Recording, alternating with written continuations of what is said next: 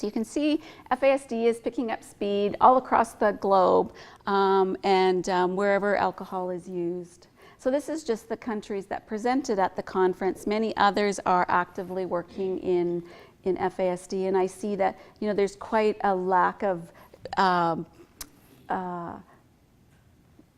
marks in Africa, but I know that many places in Africa are working on this as well. So I thought you might be interested to know what some of the topics were in 2017.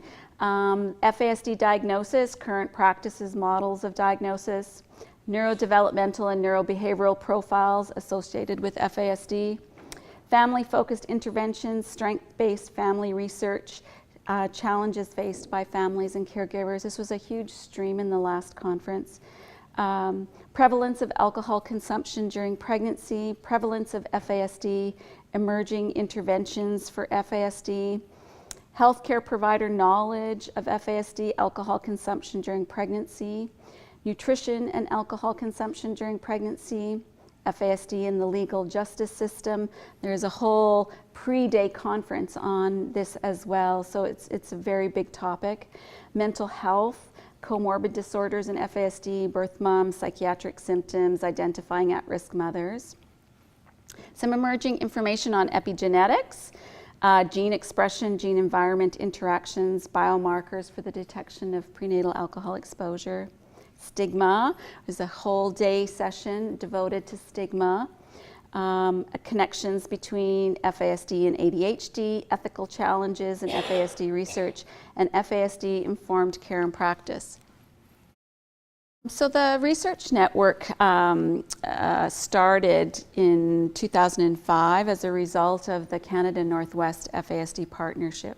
So that partnership has had a few iterations over the years. It started with the Prairie provinces, then BC wanted to join, and then the 3 territories joined as well.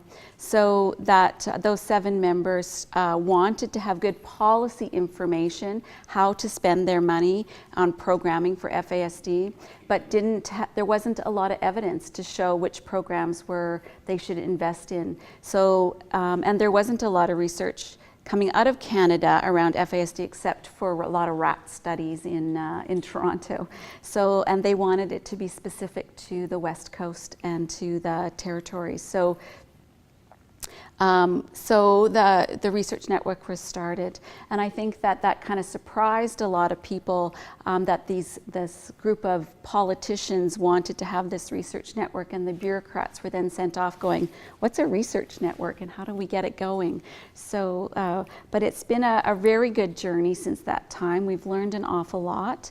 In 2013, the research network expanded to become its own not-for-profit organization and Charity of Canada that's now national, not just as part of those 7 jurisdictions. We're funded with operational funds from the provinces and territories that become members. So in addition to those 7, New Brunswick joined and Ontario joined this year. So we're still hopeful that Quebec, Newfoundland, Nova Scotia, and PEI will join. So anybody from those jurisdictions, I'd like to have a conversation about who we continue to talk to about getting you to join.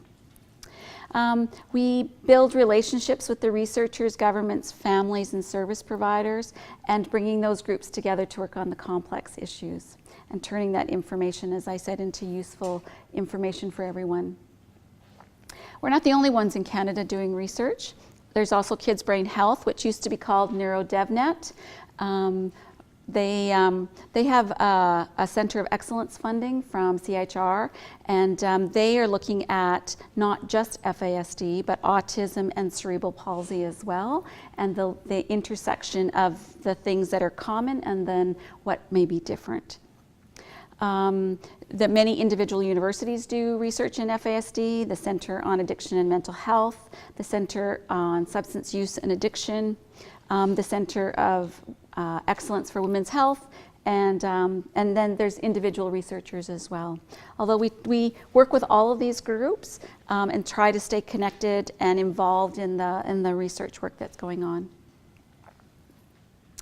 FASD research highlights in Canada. So I think probably one of the big highlights in recent years has been the development of diagnostic guidelines in 2005 and then again in 2015 that they've been updated.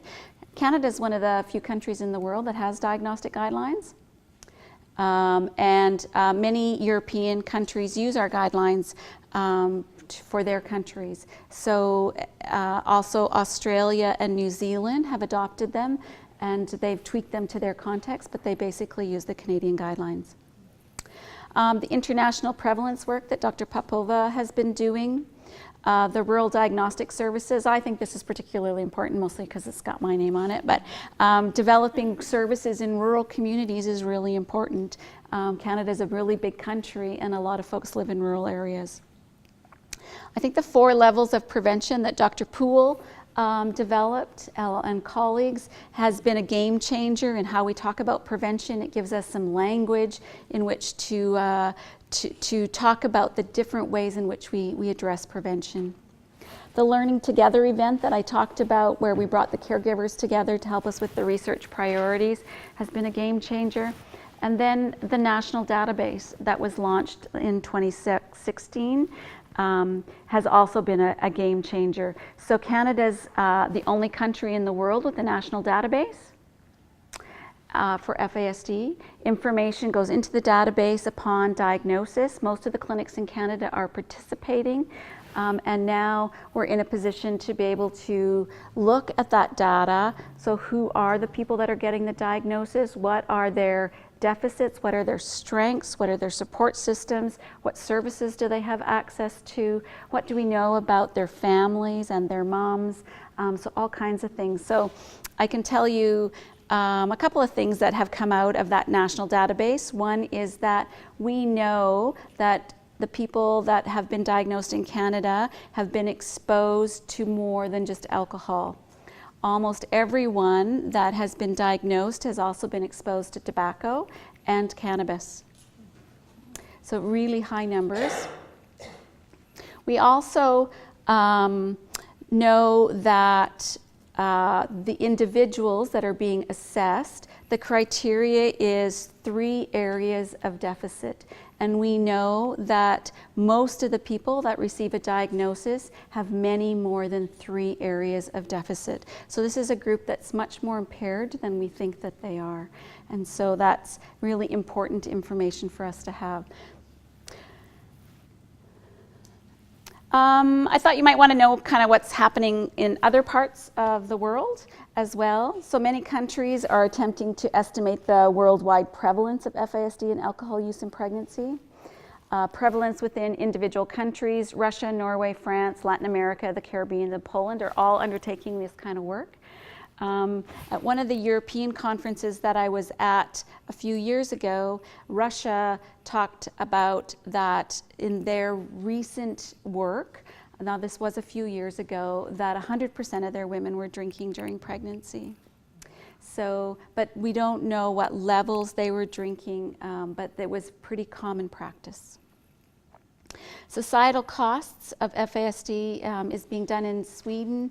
Knowledge synthesis reports about the state of FASD within the Netherlands and Sweden. Review of the published literature and evidence-based information on prenatal alcohol exposure in the African continent.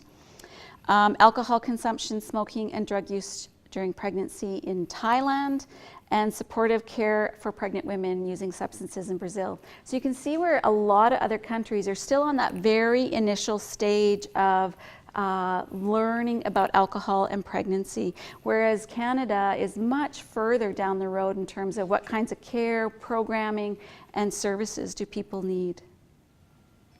So we're definitely world leaders in building research to develop and deliver services for prevention and support to those with FASD and their families. So, but I thought I'd take a look back. Shannon did a really good job on talking about stigma, and so we haven't always been so good at this ourselves, right? So we laughed at those early cartoons, or ads, but we haven't been so good at this ourselves.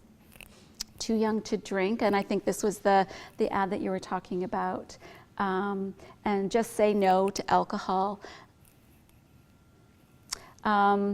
Even my own organization in Cold Lake, the Lakeland Center for FASD, our logo in the very beginning in the early 90s was this kind of a picture with a woman with a slash through her. And you know, that was pretty typical of the time, the kind of messaging that we were doing. This one is actually from Welsh government. So I thought it was kind of interesting that where they are in 2012. The baby or the bottle, sorry for our Nunavut folks that are here.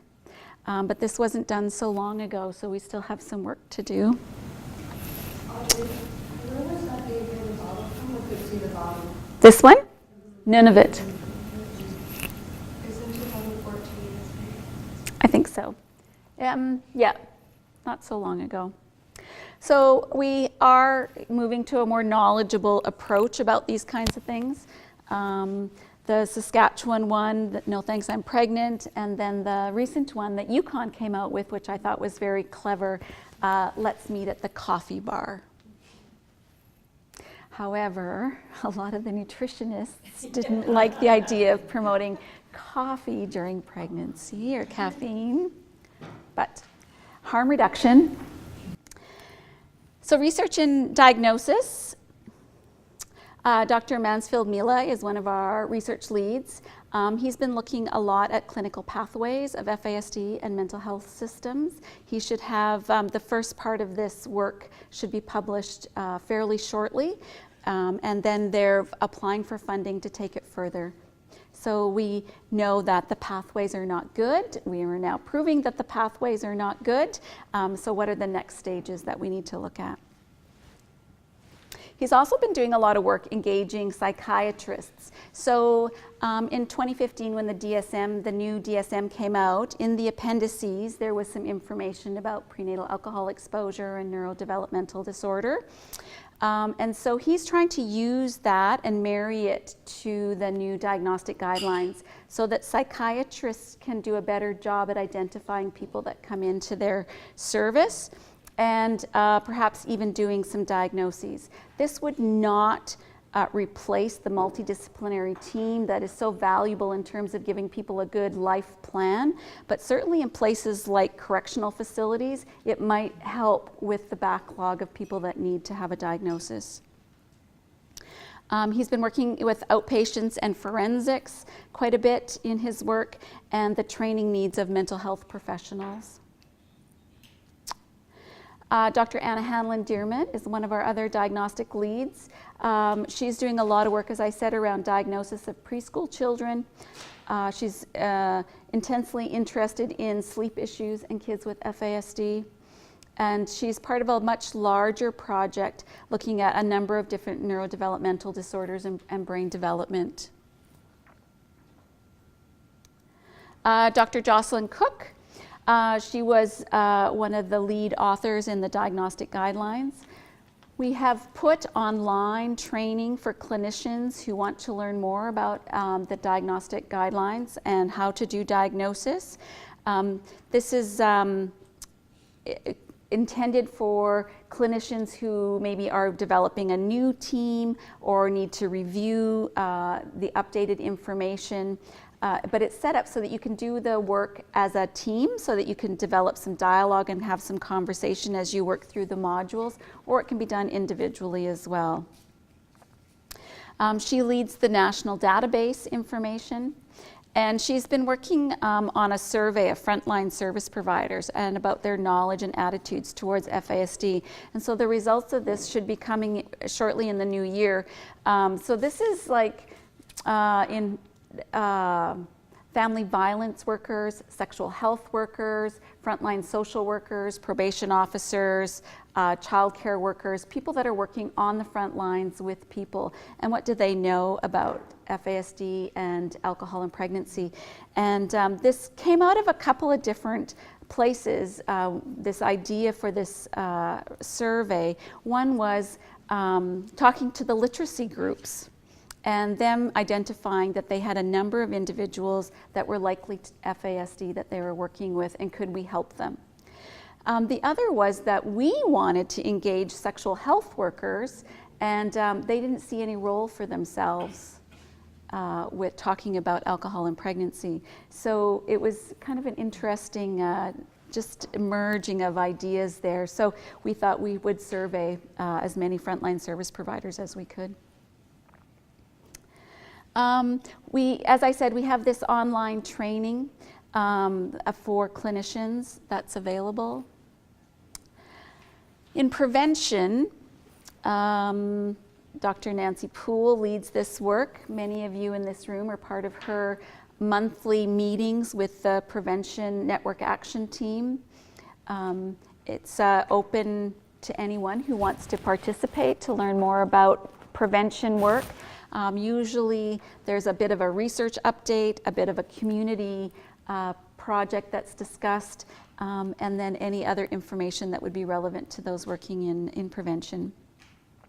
Last year, Nancy and her group did a lot of work around preconception, thinking about what do women and care providers need to know before women are pregnant. We've been looking at outcomes for level 3 prevention programs, so those that are maybe more specialized programs. And she's been leading some work around traveling across Canada. Some of you maybe even were at her sessions that she held, looking at women's substance use while pregnant. So she couched a lot of it in the cannabis and opioids that's so popular in the media right now, and tobacco and alcohol. And often I sat in on a few of those conversations of people that came together, and alcohol seemed to be the thing that we stuck on the most. Also looking at what kinds of supports do women with FASD need in order to not have substance use issues themselves. And we did a lot of work last year around the Truth and Reconciliation number 33, which talks about prevention. And so Nancy and Carol Hopkins from Thunderbird organization came together to host a meeting to start talking about how would we address this in community, and came up with some consensus statements.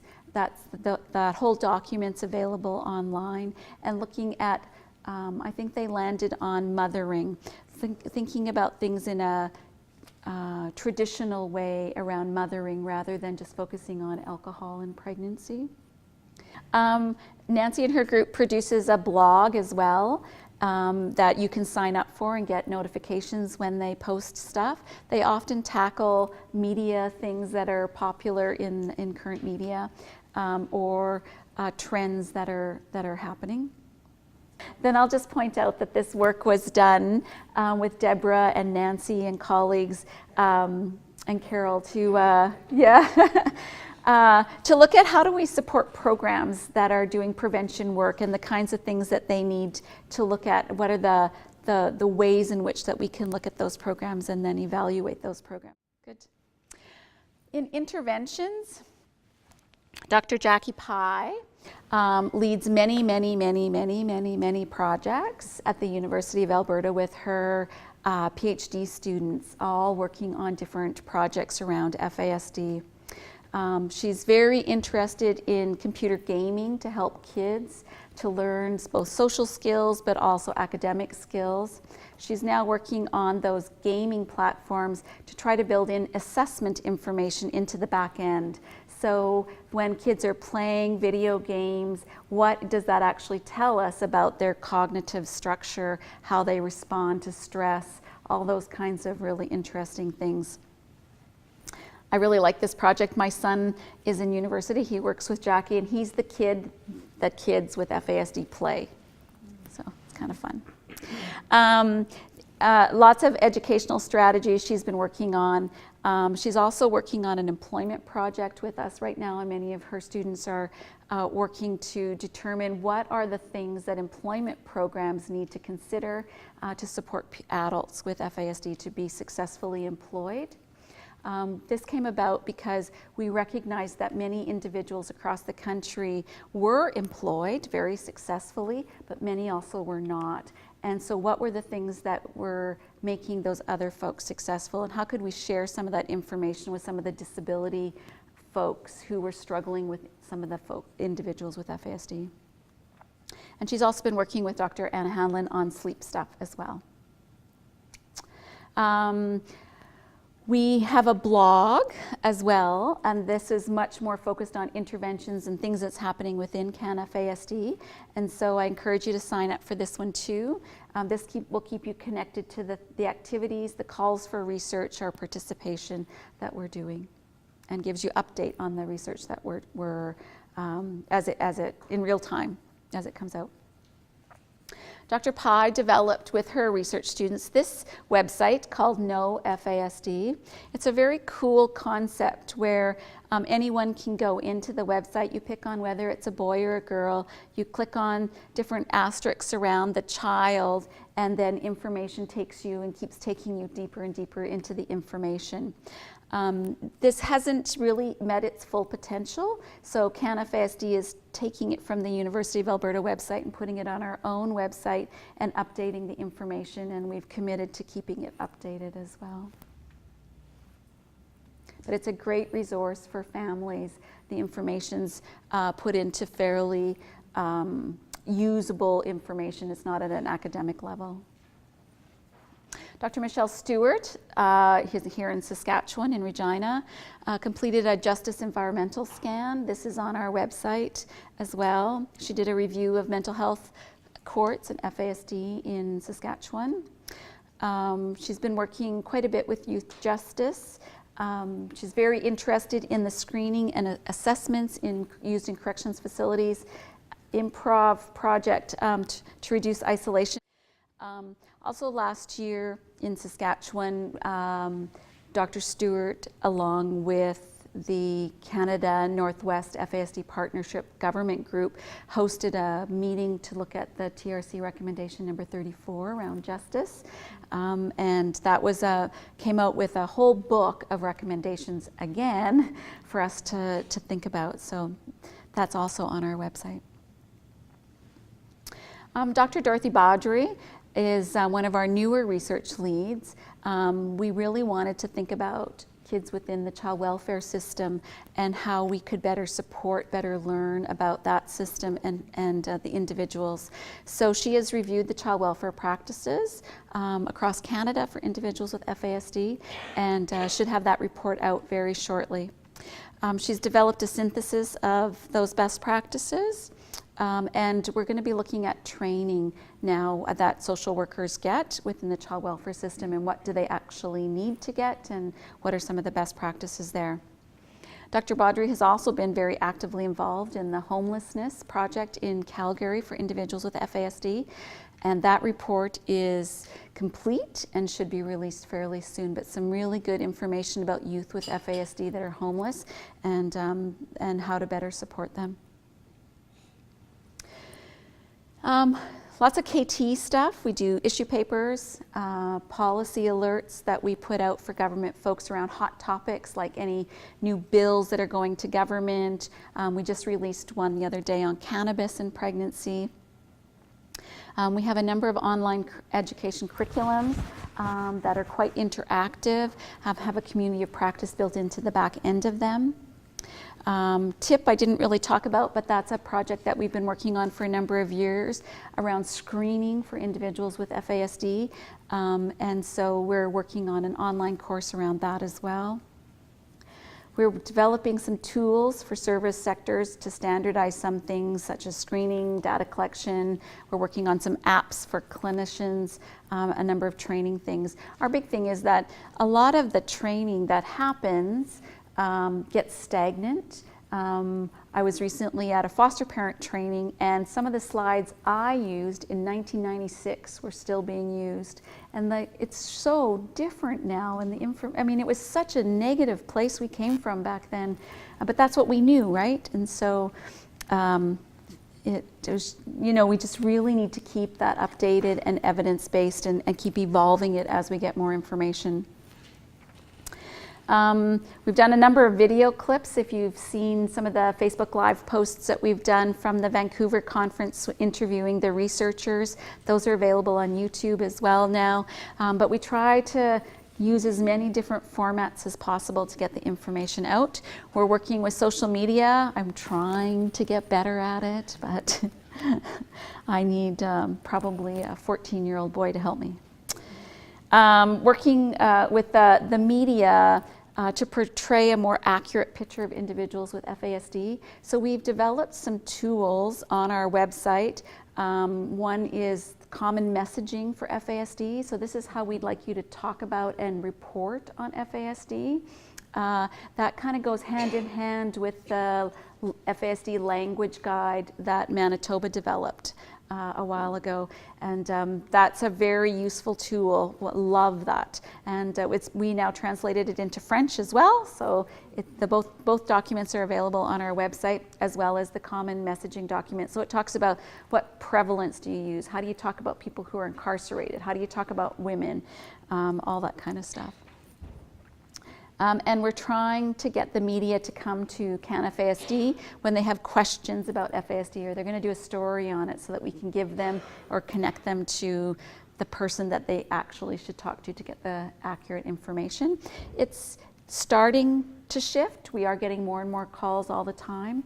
We are trying to also send some of the journalists information as well whenever we see a story, to kind of up their game a little bit. It's journalism is a sensational thing, right? And so, but I think that they've learned over the years how to be sensitive to topics like HIV, to other disability groups. So I think that they'll get to us as well. We just need to keep on them.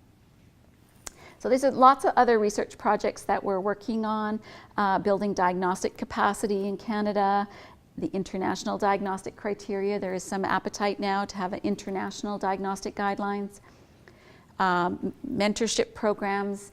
I'm thinking of this more in terms of prevention kinds of programs, like the Parent-Child Assistance Program, PCAP model type programs, trying to link them together. So we're looking at housing projects and supported housing, international collaboration around prevention, the TRC recommendations, messaging to college and university students. So working with the Center on Substance Use and Addiction to link into some of their materials around how to get that information to that population. And expanding the screening tools to many other sectors. So I'll just keep going, and then we'll stop for questions. So in the next 20 years, where will we be? Well, we might be talking about epigenetics and how gene expression works to reduce the impacts of FASD, maybe.